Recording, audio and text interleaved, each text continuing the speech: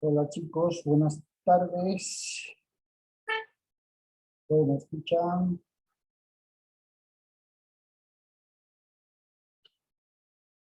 Hola, hola, buenas tardes. Buenas tardes, doctor, si se le escucha. ¿Cómo está? ¿Me copian correctamente?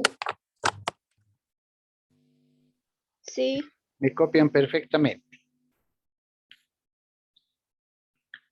Bien, que vayan conectándose todos. Empecemos nuestra clase del día de hoy.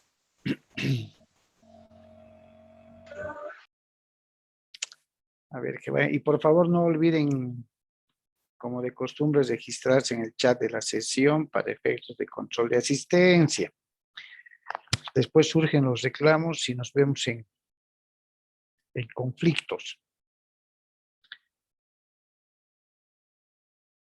Bien, el día de hoy vamos a ver otro contrato, después de haber analizado el contrato de permuta, que tiene que ver también con un contrato típico, es decir, un contrato nominado, que se encuentra reconocido y establecido también en el Código Civil. ¿Ya? El contrato que hoy vamos a abordar y voy a compartir pantalla con ustedes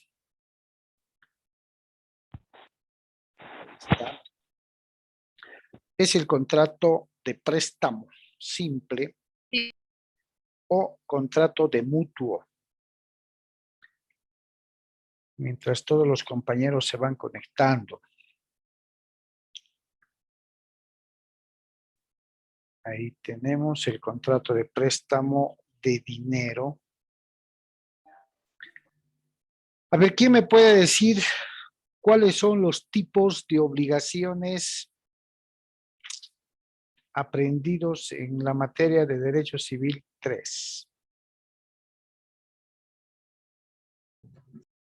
La obligación como aquel vínculo jurídico o nexo que existe entre una persona o una parte denominada acreedor y otra deudor, se conoce a tres clases o tipos.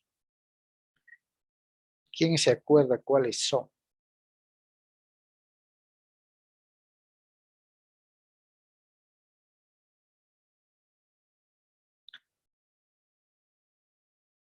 Doctor, Adelante. ¿se refiere a eso de la obligación de hacer, de no hacer? Así es. Falta una más. Una falta, sí. Son tres obligaciones cuyos sinónimos son entregar, realizar y abstenerse. ¿Cuáles son?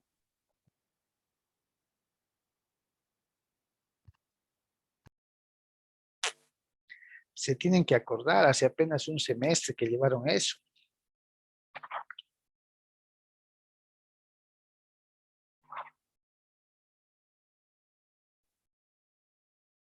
Ana María ya nos ha dicho dos, las obligaciones de hacer y las obligaciones de no hacer. ¿Cuál es la otra? Dar. Las obligaciones de dar, ¿cierto? De forma básica, las obligaciones, y sustantiva además, porque está en el Código Civil, las obligaciones son de tres tipos o de tres clases. Las obligaciones de dar, sinónimo entregar. Las obligaciones de hacer, su sinónimo es realizar. Y las obligaciones de no hacer, cuyo sinónimo es abstenerse.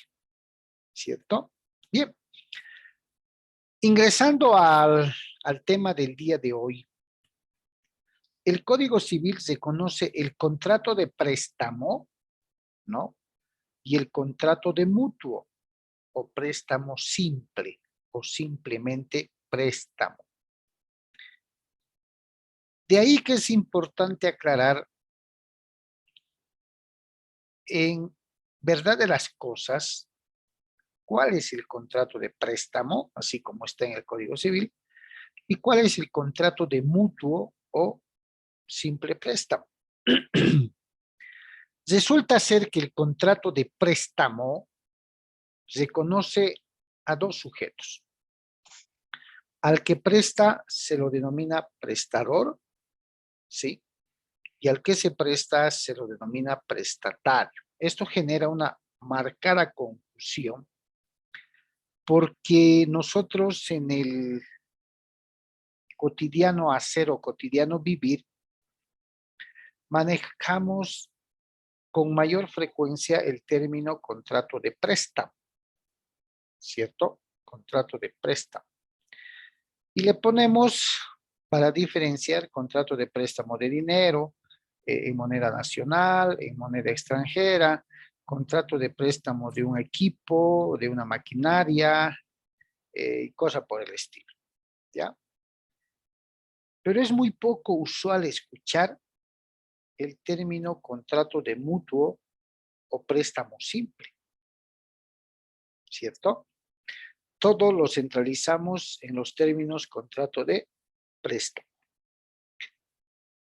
Es importante hacer esta aclaración, ¿por qué? Porque conforme ustedes pueden ver en la presentación, el contrato de préstamo dice, ¿no? El préstamo es un contrato por el cual el prestador entrega una cosa al prestatario para que éste la use y consuma, y se la devuelva o restituya su equivalente después de cierto tiempo. Si nos acogemos o nos adecuamos a esa definición, esa cosa que se presta, ¿estaría hablando de un bien fungible o no fungible? Fungible, doctor. Fungible. ¿Por qué? Porque me está diciendo que la va a usar, la va a consumir y se la va a devolver o restituir su equivalente. Entonces me da la idea de que se está refiriendo a cosas fungibles. Y ahí viene la aclaración.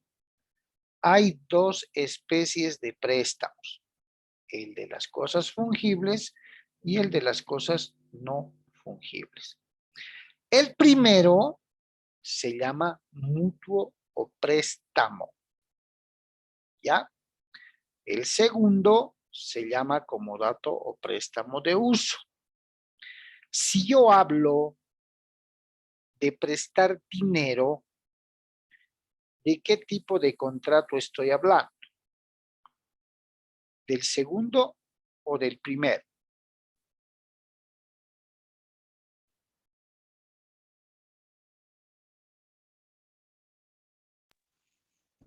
Sería no fungible, doctor. ¿El dinero? O sea, sí, porque el dinero no cambia, no disminuye, no se afecta, es simplemente tal como es. Ya, es un criterio. ¿Quién tiene otro criterio? O sea, su valor mantiene, por decir. A ver, empecemos por definir y adecuar a la clasificación de bienes. ¿Qué tipo de bien es el dinero? ¿Es un bien mueble o inmueble?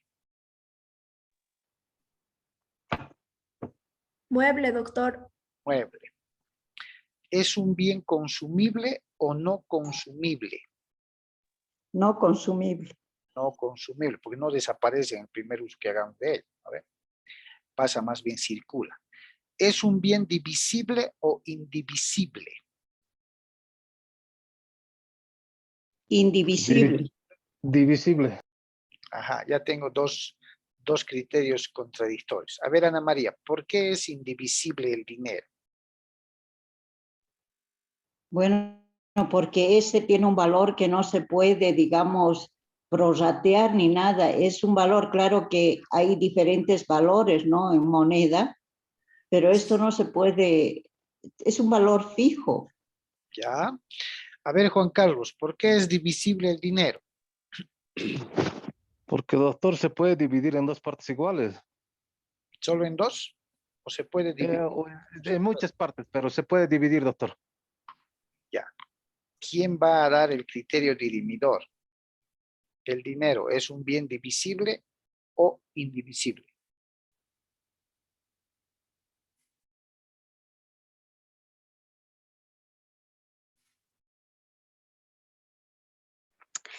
Doctor, Y Es divisible porque el dinero se fracciona en lo cuanto usted quiera. Hayas utilizado una palabra clave. El dinero es un bien divisible. ¿Sí? No pierde el valor en el hecho de poder fraccionar. Ejemplo, un billete de 100. Lo puedo presentar en solo un billete. Lo puedo dividir en 2 billetes de a 50. De 50. Lo puedo dividir en 5 billetes de a 20. Lo puedo dividir en 10 billetes de a 10. Lo puedo dividir en 20 monedas de a 5. Lo puedo dividir en 100 monedas de un boliviano. ¿Cierto o no cierto? ¿Cierto, doctor? Es divisible. Sí, doctor, pero el valor se mantiene, por decir, si son 50, son 50. Ahí está el secreto, porque el valor nunca se va a tocar, ¿cierto? El dinero como tal se va a fraccionar, ¿cierto? De lo que se trata es de fraccionar el dinero. El valor no lo podemos tocar porque el valor se va a mantener intacto, ¿cierto? ¿Es un bien fungible o es un bien no fungible? Fungible. Muy bien. Porque se puede ser sustituido o restituido, ¿cierto? En su valor y en su cantidad, ¿sí o no? Sí, doctor. Perfecto. Habiendo recordado entonces la clasificación que se adecua hacia los bienes, en este ejemplo, el dinero, un préstamo de dinero, un contrato de préstamo de dinero sería o se llamaría o se denominaría contrato de mutuo o préstamo o simplemente préstamo o se llamaría contrato de préstamo de uso o de comodato. El primero, Mutuo doctor. o préstamo. Muy bien. Entonces, cuando alguna vez escuchen contrato de mutuo o contrato de préstamo o simplemente préstamo, estamos hablando de bienes fungibles, de aquellos bienes que se pueden sustituir o restituir en su valor, en su equivalente, en un determinado plazo que las partes pacten. Pero cuando se hable de un préstamo de uso, con seguridad se va a hablar de algún bien mueble o inmueble, se asemeja al contrato de comodato que posteriormente vamos a ver. Lo que normalmente nosotros llamamos contrato de préstamo de dinero, el Código Civil lo reconoce como contrato de mutuo o contrato de préstamo simple o de simple préstamo. No hay problema. Cuando tiene que ver con bienes o cosas fungibles, es decir, sustituibles unas por otras en relación a su valor, cantidad, calidad, género y demás. ¿Ok?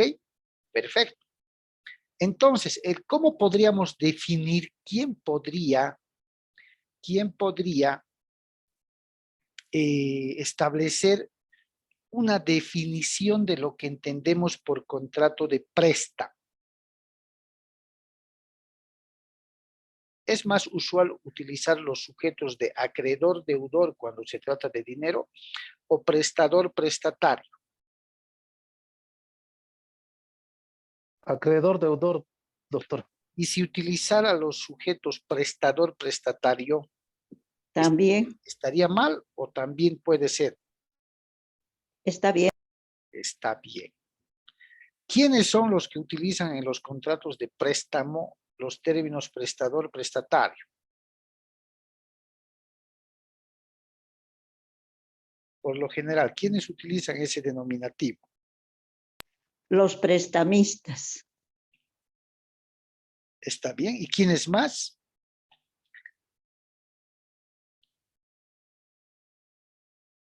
No es absoluto, pero inclusive las entidades financieras, bancarias, utilizan, ¿cierto? El prestatario. El banco se constituye en prestador, acreedor. A veces utilizan los dos. ¿Quién podría armarme una definición de lo que es el contrato de préstamo en general? Empezando siempre de forma técnica, es aquel contrato por medio del cual, ¿cómo podríamos armar esa definición?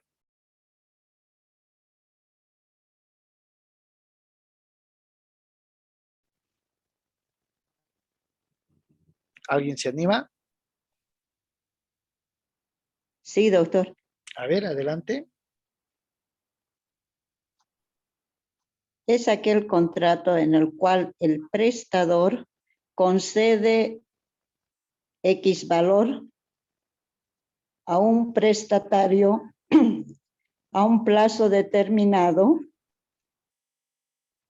para la devolución del mismo y en caso de incumplimiento se dará unos montos de interés. Perfecto. ¿Alguien más?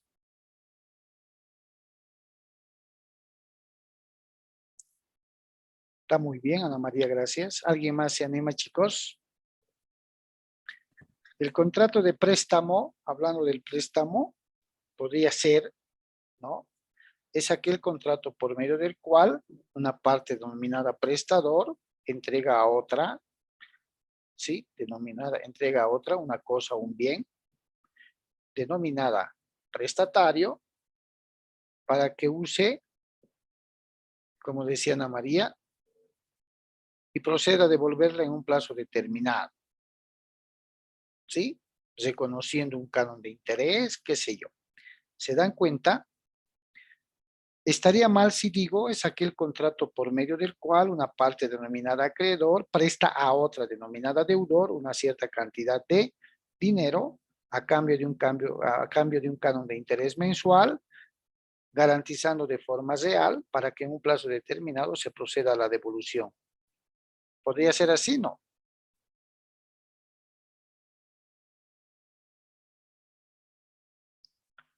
¿Puede o no puede? Podría ser así, doctor. Doctor, Podría ser así. Fíjense, el uso de la terminología. El Código Civil, como lo reconoce este tipo de contratos, como préstamo simple o simple préstamo o mutuo, utiliza inclusive como sujetos mutuario, mutuante. No es mutante, por si acaso, mutuante. Pero ¿cuál es la terminología que más usamos nosotros? Acreedor, deudor, prestador, prestatario. ¿Sí? Habla de bienes fungibles. Si yo estoy hablando de un préstamo de dinero, puedo establecer una diferenciación o especificación, contrato de préstamo de dinero, contrato de préstamo de mercadería consistente en 10,000 manzanas. Estamos hablando de bienes fungibles. O sea, esta aclaración la realizo para que llegado el momento de que nos puedan establecer, mire, le estoy prestando 1,000 bolsas, 1,000 quintales de arroz. Quiero que me elabore un contrato de préstamo. Me va a devolver en 10 meses en la misma calidad, la misma marca y lógicamente el mismo peso. ¿Tendrá alguna formalidad diferente a un contrato de préstamo de dinero? ¿O simplemente variará en el objeto y en el tipo de bien que voy a prestar? solo en el objeto, tipo de bien, doctor. Exactamente. El bien que voy a prestar no va a ser necesariamente dinero, va a ser un bien fungible. Esa es la manera de ayudarnos a establecer qué tipo de contrato debo celebrar. El comodato o préstamo de uso, como específicamente se conoce, es un contrato que generalmente se hace sobre bienes inmuebles,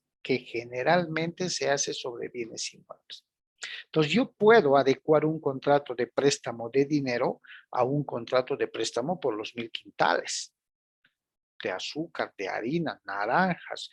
Estamos hablando de bienes fungibles, ¿cierto? Y si son bienes que no tienen que ver con el dinero específicamente, tendré que establecer, ¿sí?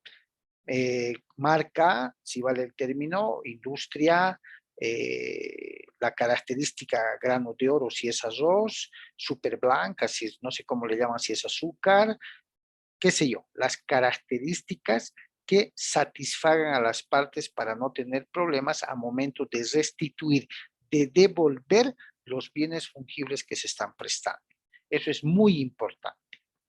¿Listo? Producción del año 2020 o 21 máximo y cosas que sean importantes, reitero, a objeto de que llegado el momento del cumplimiento no genere conflictos entre las partes que van a suscribir este tipo de contratos. Muy bien.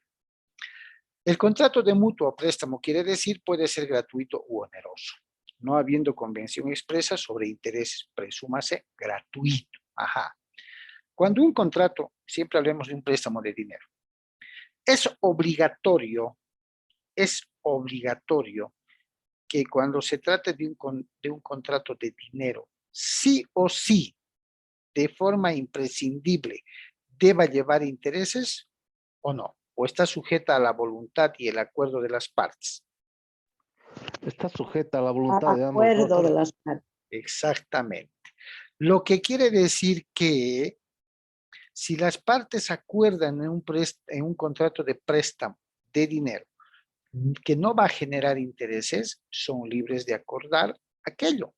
Si las partes acuerdan que ese préstamo de dinero, el capital que se está prestando, va a generar intereses, es también un acuerdo de partes. Entonces, cuando el contrato de préstamo, ejemplo, de dinero, va a generar algún rédito, algún plus, alguna ganancia que se conoce como intereses, se entenderá que ese contrato de préstamo es oneroso. Si no va a generar réditos, ganancias, plus, porcentajes, accesorios, se entenderá que ese contrato de préstamo es a título gratuito. ¿Ya? Ahora bien, los intereses dentro los frutos, ¿son frutos naturales o son frutos civiles?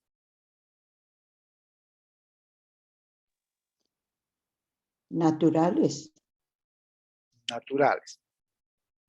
¿Derecho civil 2 o derecho civil 3 se llevan los frutos?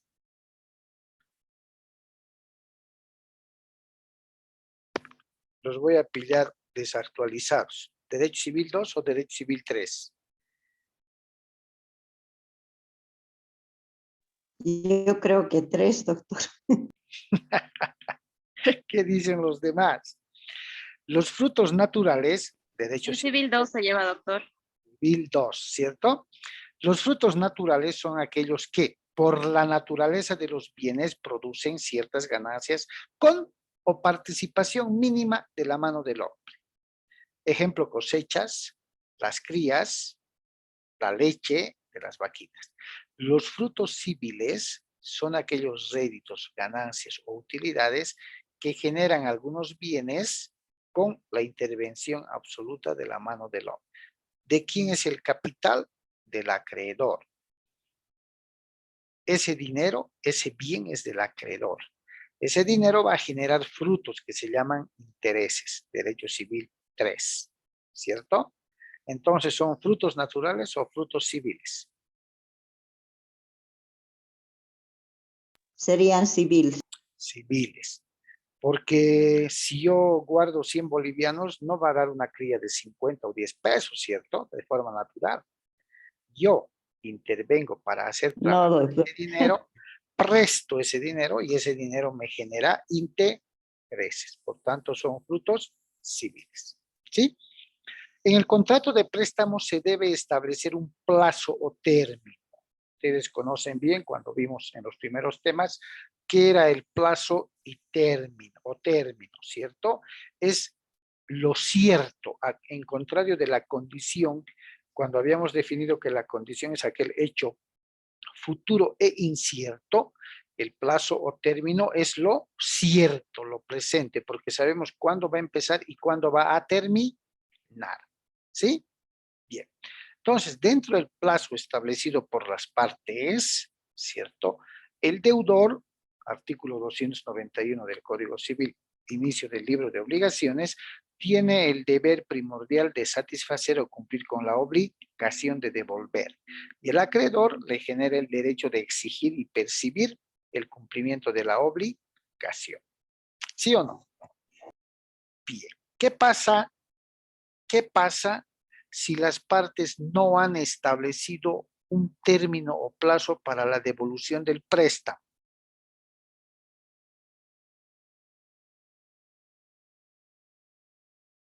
no genera obligación. Entonces, ¿cómo le exijo que me devuelva si no hemos establecido un plazo? No hemos puesto 3 meses, 6 meses, 1 año, 2 años. ¿En qué momento está obligado a devolver el deudor ese préstamo?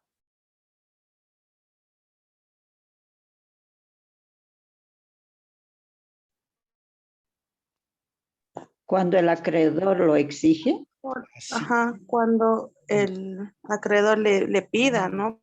Porque no han exactamente, establecido un contrato. exactamente. Y si llega a proceso judicial, el juez tiene la potestad de fijar un plazo razonable para la devolución de ese préstamo. ¿Cierto? Bien. Bien, ya se están ubicando, ya han calentado. El préstamo a intereses es el más común y tiene que ver con dineros, productos u otras cosas muebles, fíjense, fungibles. Los intereses deben estipularse sobre un valor principal, ¿cierto? ¿Cuáles son las clases de intereses que el Código Civil reconoce en la legislación civil boliviana? el 3%, doctor, ¿Cuál más? El 3%, ¿qué tipo de interés es? sería particular. Creo que el interés bancario es diferente. Ya. Entonces, ¿me estás hablando, Ana María, de que existe un interés particular y un interés bancario? Sí, yo creo que tiene sus normas el banco para saber qué interés aplicar, de acuerdo quizás a pacto, ¿no? De ambas partes, el particular sobre todo, pero el bancario ya es fijo, establecido por ellos. ¿Qué dicen los demás chicos? Por ejemplo, Lourdes, Alison, Patricia, Lisma, ¿qué dicen? ¿Cuántas clases? Doctor, el interés de los bancos por lo general es al 3%, tienen una tarifa para todos. Ya. ¿Qué tipo de interés sería ese del 3%?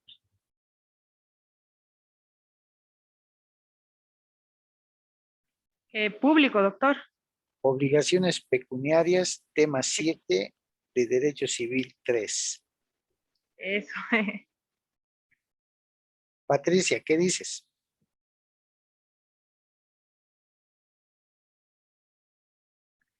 Ahí está Jessica, Silvia que está muy calladita, Alexander, Luciana, Rubén, entre otros. ¿O no se acuerdan? Intereses convencionales, doctor. ¿Perdón? Intereses convencionales. Ah, ¿y cuál sería el otro?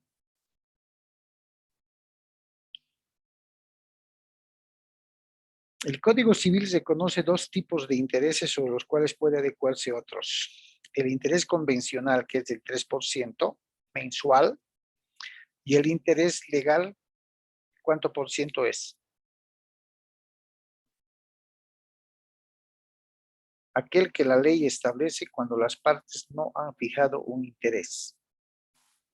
¿Cuál es el porcentaje del interés legal?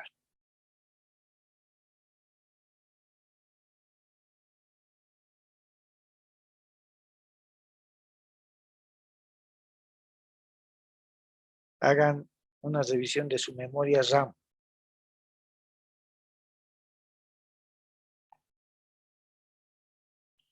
¿Se acuerdan o no? Obligaciones. Intereses del 6% anual, doctor, en interés legal. Exactamente. El interés convencional es aquel que las partes convienen, acuerdan. No puede exceder más del 3% de carácter mensual. El interés legal es del 6% anual y será aplicado por la autoridad judicial cuando las partes no hayan convenido un interés. ¿Cierto? ¿O no cierto? Si cobro más del 3% mensual, ¿qué tipo de delito cometo? ¿Qué se llama a los que exceden en el cobro del 3% mensual? ¿Extorsión? Y eso ya es muy fuerte. Otro más leve, que también es delito, que dicho sea de paso. Estamos recordando con obligaciones porque tiene que ver también mucho con obligaciones, ¿cierto? ¿Qué delito se comete cuando cobramos más del 3% mensual? Doctor, La usura no sería, doctor. los 13 del Código Civil habla sobre la usura. Ah, muy bien, la usura. Por eso dicen, ¿no? Usurero. ¿Y qué será o qué se llamará al hecho de capitalizar intereses? ¿Qué se llama el hecho de la capitalización de intereses?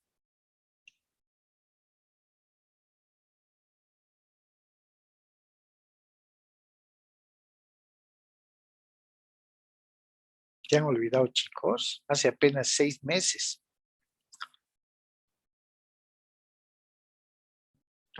Ana.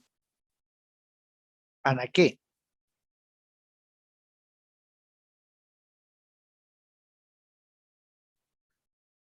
Empieza con A y termina con mo.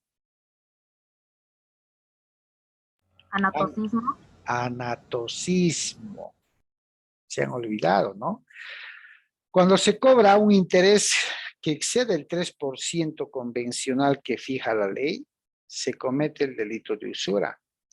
Y cuando se capitaliza intereses, se comete anatocismo, lo cual está prohibido por ley. ¿Se dan cuenta? Entonces, dentro del contrato de préstamo, vamos a encontrar, teóricamente hablando, a los contratos de uso o comodato, ¿no? Que se llaman así, porque el comodato es prestar, y a los contratos de préstamo simple, también llamados mutuos, que son aquellos contratos que se utilizan para el préstamo de bienes fungibles, ¿ya? Dentro el préstamo de esta clase de bienes, dependiendo del tipo de bien que sea, lógicamente, si se acuerdan de los elementos accesorios del contrato, estaban los intereses, ¿cierto? Y los intereses no son otra cosa, conforme vimos en Derecho Civil 3, que las ganancias, utilidades, porcentajes, réditos que puede generar un determinado bien, en este caso el dinero o algún bien fungible según el acuerdo de partes. Ahora, la pregunta para todos. Un contrato de préstamo debe ser celebrado en documento público o documento privado. Privado. ¿Privado? Patricia dice privado. ¿Quién dice lo contrario? Depende, doctor. Ajá, ok. ¿De qué depende? O sea, por decir, yo he prestado dinero así, inclusive de palabra. ¿Ya? Esa es la fe, la buena fe que se realiza con una persona. ¿Ya? O sea que tiene que ser público. Y si fuera, digamos, claro, si fuera una persona realmente desconocida, que puede haber problemas, entonces habría que hacerlo en forma pública. Perfecto. Si lo hiciera en documento, en el formato de documento privado, Ana María, ¿tendría validez ese contrato o no? Podría, doctor, porque los contratos privados se puede hacer reconocimiento de firma, inclusive por vía judicial, y adquieren la validez pública que uno requiera. ¿Ya?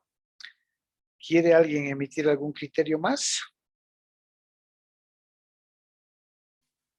Lo cierto es que el artículo 492 de nuestro Código Civil y por ende el 491, el 492 establece de manera general que los contratos o documentos que no estén expresamente señalados en el 491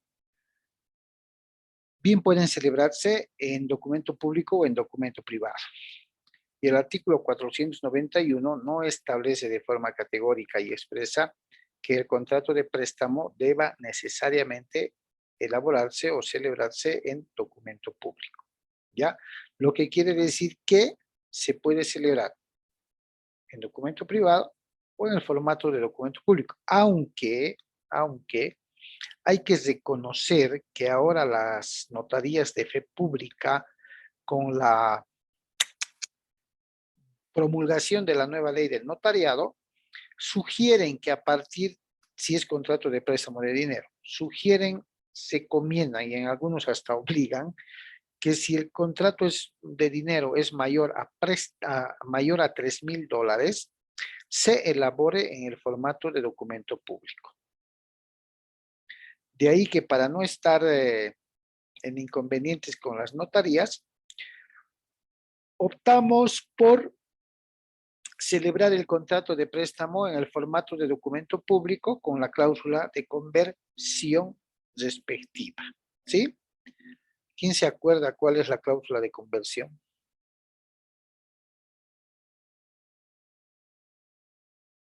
¿A qué me refiero cuando hablo de la cláusula de conversión?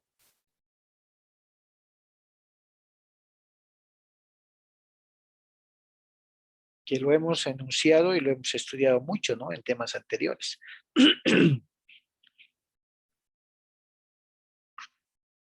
¿A qué llamamos cláusula de conversión? ¿Conversión, doctor? Sí, cláusula de conversión.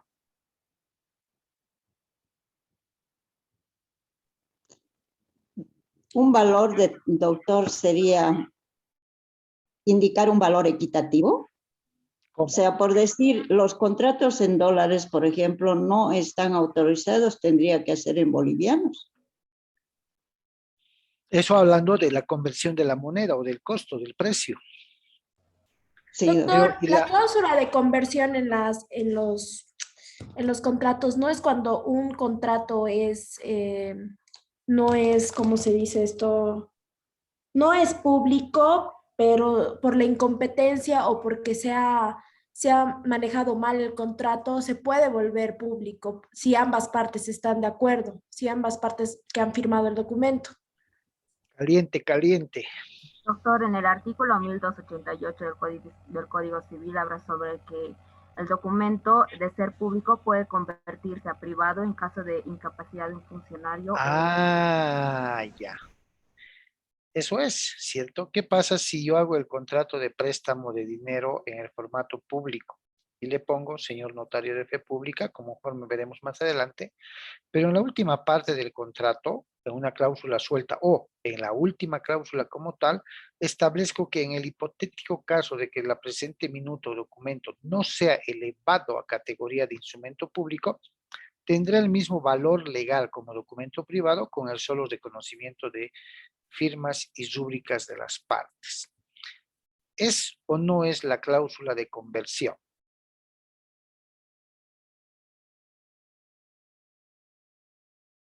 Sí, doctor.